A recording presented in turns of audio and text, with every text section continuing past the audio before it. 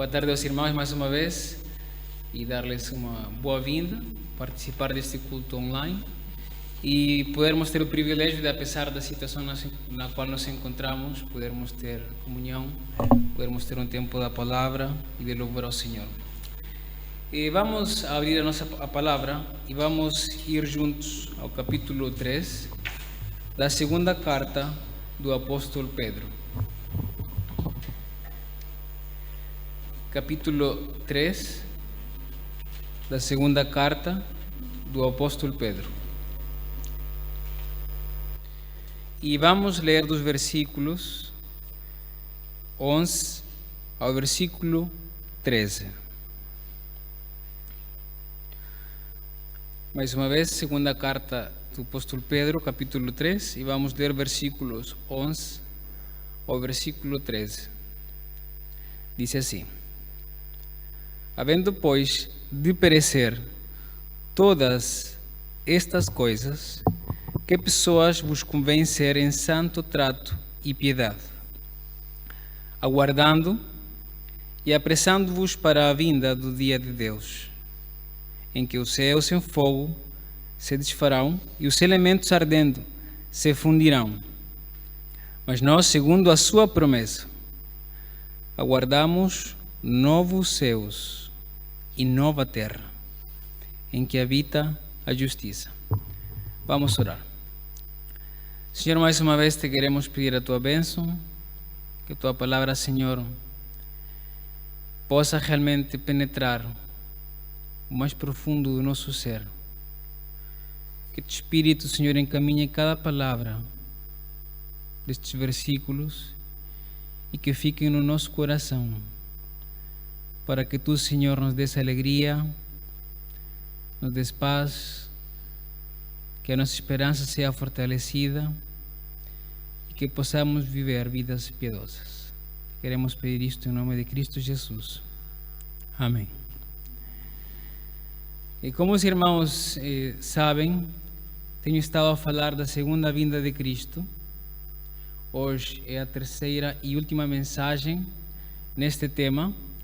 A vinda de Cristo é um tema que dá para falar em muitos aspectos. Nós falamos principalmente nos aspectos que o apóstolo Pedro apresenta no capítulo 3 da sua segunda carta.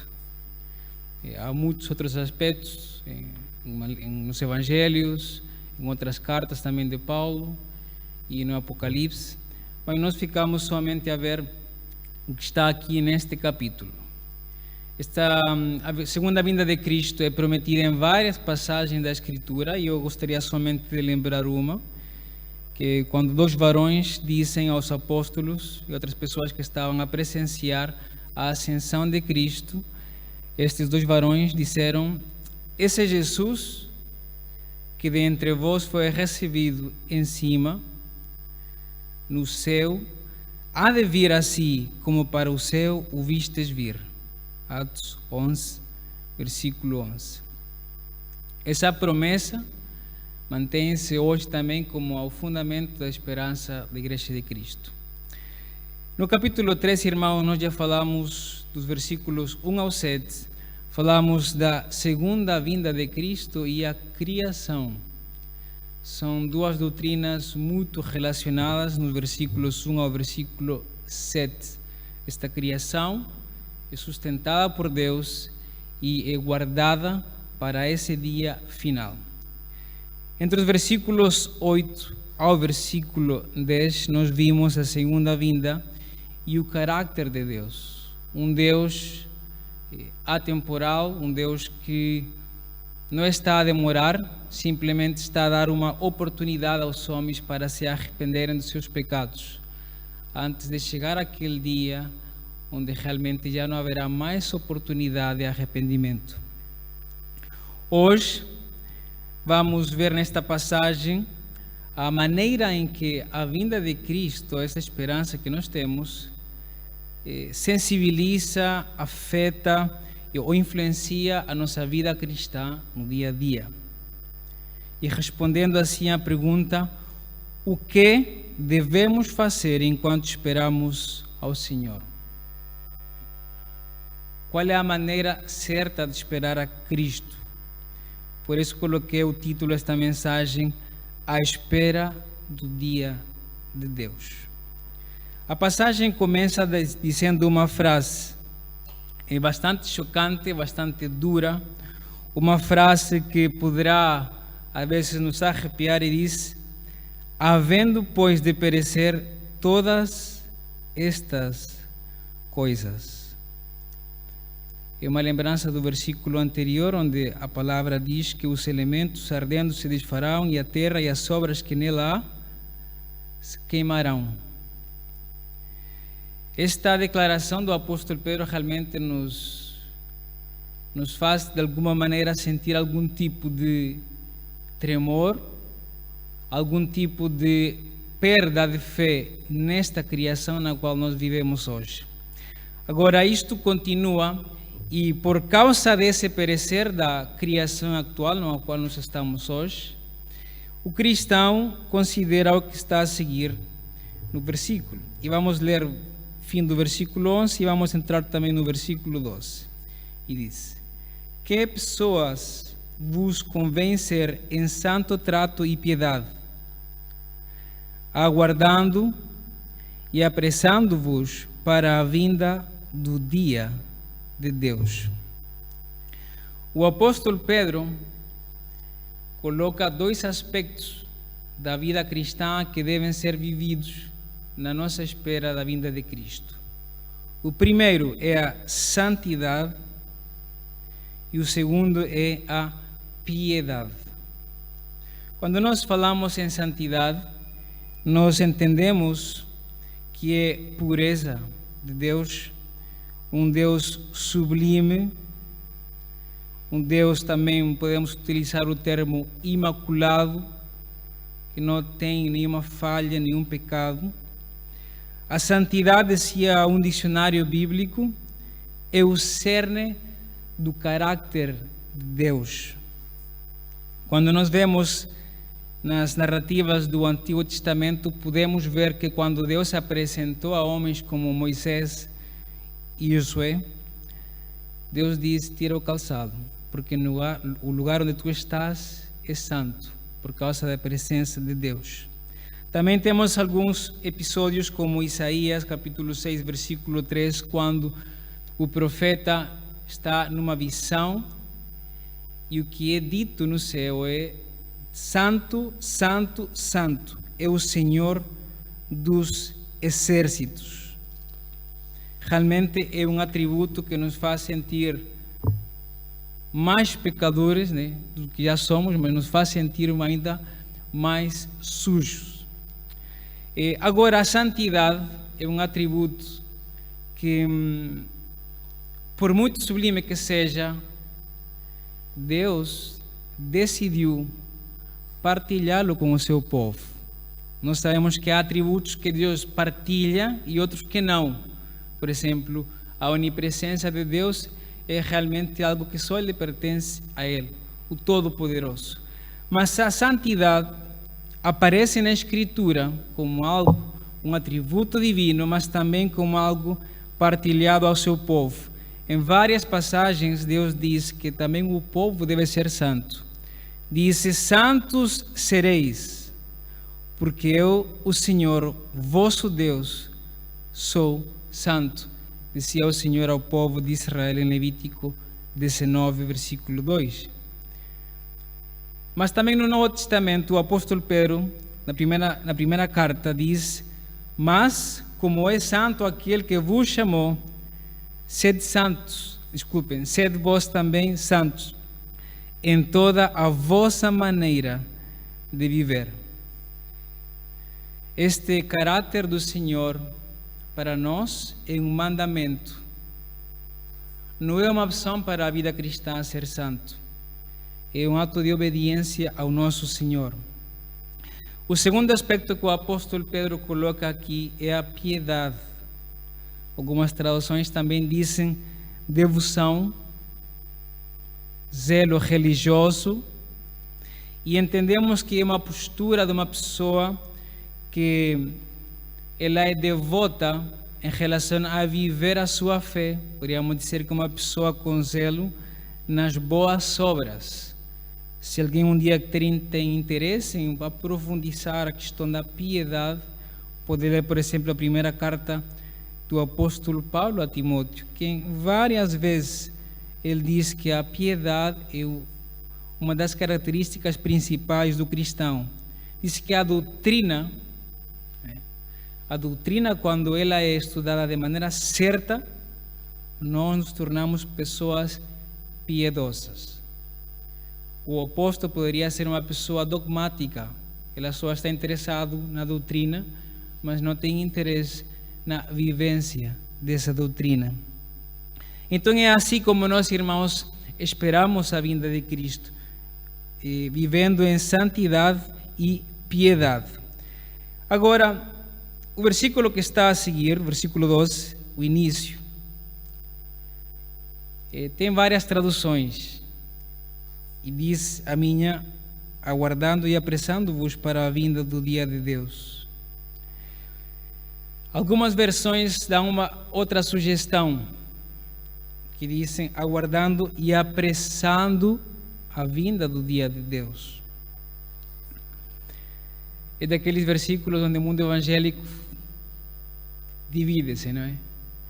Alguns acham que o que nós fazemos nesta vida, a diligência da igreja, nas missões, na sua santidade, pode apressar a vinda do dia de Deus.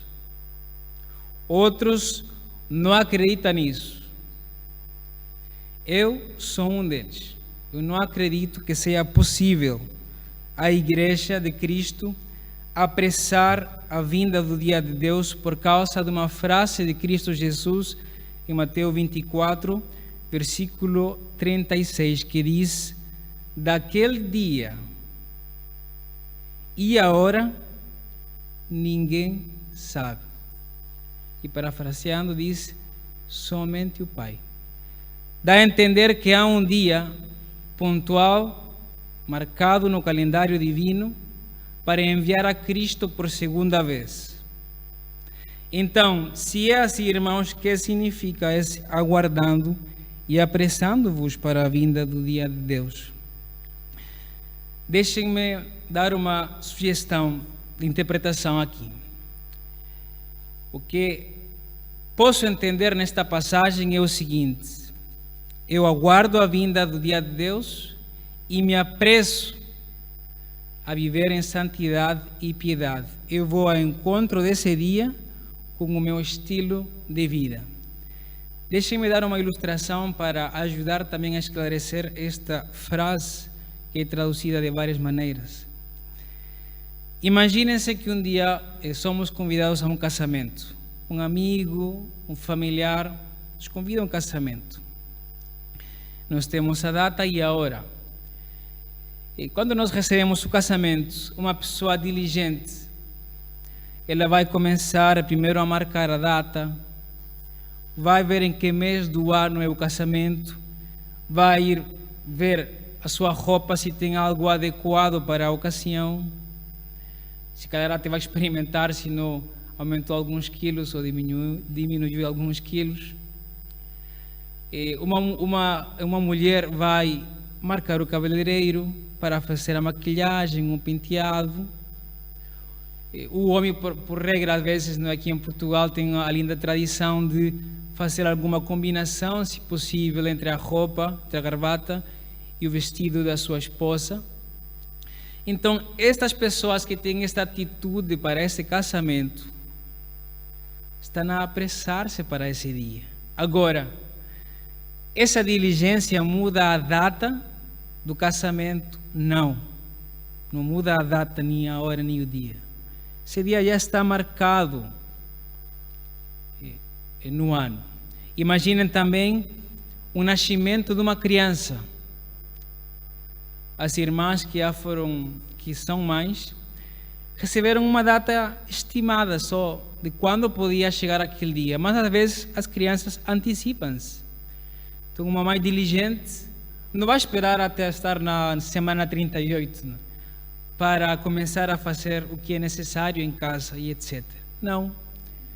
Primeiro mês já se podem começar a fazer mudanças na casa, compras, o berço, isto, aquilo. Dessa maneira, esse casal está a apressar-se para esse dia tão especial. Agora imaginem que a vinda de Cristo é um convite, só que nós não temos a data de quando vai ser a vinda de Cristo. É por causa disso que o apóstolo Pedro aqui nos diz, então, apressem-se a viver em santidade e piedade. Porque pode ser hoje, irmãos, pode ser amanhã, pode ser daqui a 5 anos, nós não sabemos, mas aguardamos e nos apressamos, vivendo em santidade e piedade. Aguardar o dia da vinda de Cristo é como buscar uma pessoa, tendo a certeza que por muito que nos esforcemos, será essa pessoa que nos vai encontrar. É isso que está aqui dito pelo apóstolo Paulo quando diz aguardando e apressando-vos. Espero ter esclarecido isto que tanto às vezes divide os teólogos e as denominações. Agora, a pergunta que eu faço é a seguinte: o irmão está a viver em santidade? O irmão está a viver em piedade? O irmão está a considerar este estilo de vida como algo urgente na sua vida? Se não, eu o convido a que hoje, não amanhã, não depois da pandemia, não depois da reforma, não depois de casar-se, não é depois de fazer isto ou aquilo, não. Eu convido ao irmão ou à irmã a viver em santidade, começar a viver em santidade e piedade hoje. É algo urgente que o apóstolo Pedro, que o Espírito do Senhor está a dizer nesta passagem. A passagem continua, irmãos, e vamos ler agora a segunda parte do versículo 12 e vamos terminar no versículo 13. Em que os céus em fogo se desfarão e os elementos ardendo se fundirão. Mas nós, segundo a sua promessa, aguardamos novos céus e nova terra, em que habita a justiça.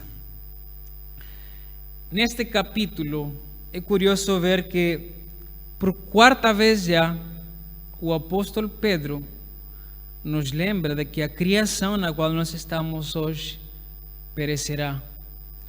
Ele disse isso no versículo 7, no versículo 10, primeira frase do versículo 11 que nós já vimos, e mais uma vez nos volta a dizer aqui no versículo 12.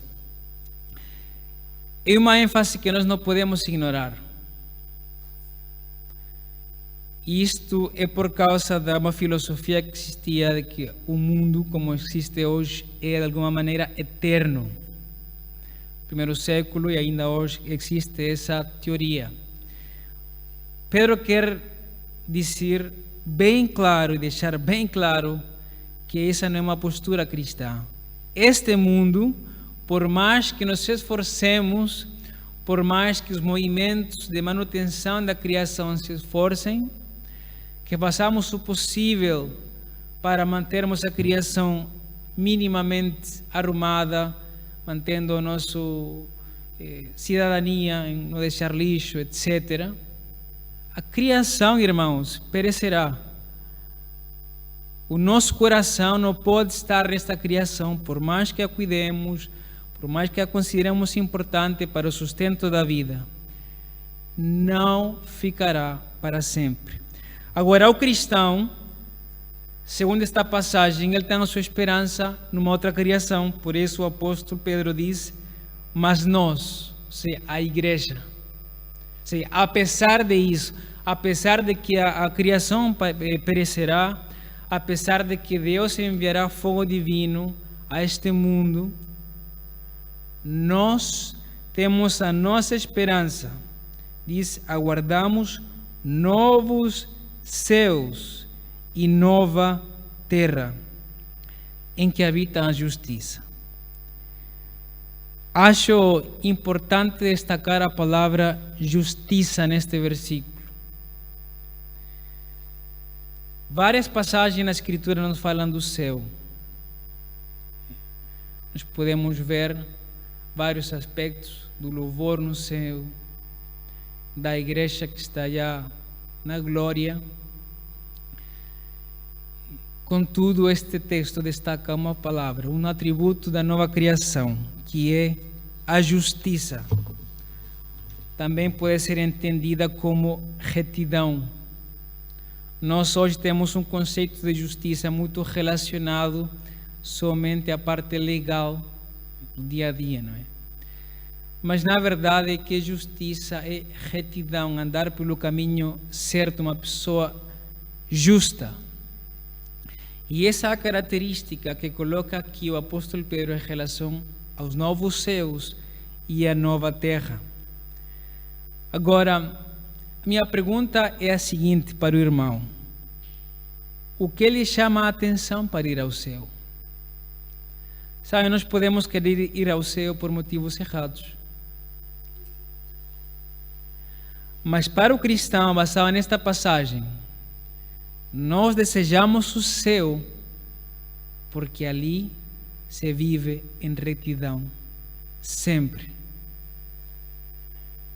Se alguém não lhe parece desejável este estilo de vida,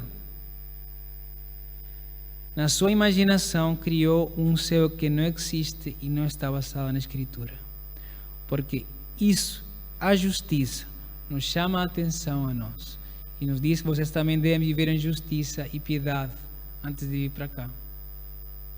É isso que deve chamar a atenção ao cristão para ir ao céu, para viver em retidão dia e noite pela eternidade.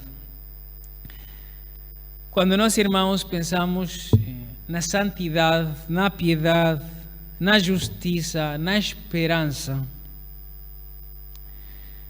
nós não devemos esquecer que o nosso relacionamento com Cristo é que gera tudo isto. Ou seja, é por causa de termos um relacionamento próximo com Cristo é que nós podemos ser pessoas santas.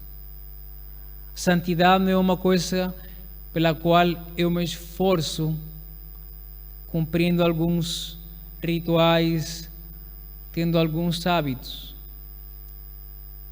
Isso pode me ensinar a viver em santidade, mas não é isso a santidade. A santidade, segundo a palavra e pontualmente 1 Coríntios 1:30, é o que é gerado quando eu me relaciono profundamente com Cristo. É através de Cristo que essa santidade é gerada na minha vida. Uma música que nós cantamos hoje dizia: neste caminhar a dois. A santidade realmente é isso. Quando Cristo, através do seu Espírito, o Espírito Santo, começa a moldar, a formar um caráter puro e reto no dia a dia. Para terminar, gostaria de convidar, se há algum irmão ou irmã que perdeu da sua mente, do seu ponto de vista na vida, essa esperança diária da vinda de Cristo, eu lhe convido para que hoje comece a fazê-lo todos os dias. Que comece a lembrar e comece a desejar profundamente esse dia. E só assim será possível esperar corretamente, vivendo em santidade, em piedade, em justiça. Se o irmão já está a viver em santidade, em piedade, está a esperar a vinda de Cristo, eu lhe motivo, lhe animo para que continue assim, que vale a pena. Porque quando Cristo voltar, o irmão não ficará triste, com os braços abertos receberá o nosso Senhor. Se há uma pessoa que não conhece a Cristo, que tem frequentado esta igreja presencialmente ou que pelas redes sociais está a ouvir esta mensagem, eu lhe convido para pensar realmente no que Cristo disse que Ele haveria de voltar. Está profetizado no Antigo Testamento que um dia chegaria o Messias, o Cristo, e chegou. Séculos depois chegou. Eu acho que é para considerar, se a pessoa não acredita em Cristo, é para considerar essa segunda volta que Ele prometeu. Muitas coisas que Cristo disse sobre o fim do mundo estão já a acontecer. Coisas que iam estar antes, mais guerras, mais terremotos, imoralidade, está a acontecer com mais frequência. E o próprio Jesus Cristo anunciou isso já há vários séculos. É para pensar realmente e tomar a sério esta promessa de Cristo. Termino, irmãos, ouvintes, dizendo uma frase que acho que resume esta mensagem e também condensa esta passagem de Pedro. Diz: o mundo passa e a sua concupiscência, mas aquele que faz a vontade de Deus permanece para sempre. Primeira carta de João, capítulo 2, versículo 17. Vamos orar. Senhor, nós te agradecemos mais uma vez pela tua palavra. Obrigado, Senhor, por esta caminhada neste capítulo da tua palavra. Obrigado porque o teu Espírito inspirou ao apóstolo Pedro a deixar, Senhor, cada palavra e cada versículo deste capítulo para a tua igreja. Obrigado porque esta esperança nos deixa com alegria, mas também nos motiva, Senhor, para vivermos de acordo à tua vontade. E aguardamos esse dia, mas também desejamos estar com pressa para viver em santidade e piedade. Senhor, ajuda-nos a ter diligência também para viver, Senhor, de acordo à tua vontade, a tua justiça hoje, a experimentar o céu de alguma maneira antes dele chegar. Queremos, Senhor, ver a Cristo e recebê-los com os braços abertos. Te queremos pedir, Senhor, que tu salves mais pessoas, que neste tempo de pandemia o Espírito continue, Senhor, a salvar pessoas, que a tua palavra continue a ser pregada pelo teu povo, nas redes sociais, no WhatsApp, com os amigos. Que tu, Senhor, seas glorificado aqui em Portugal. Te agradecemos isto, Senhor, e colocamos tudo na tua mão. Em nome de Cristo Jesus. Amém.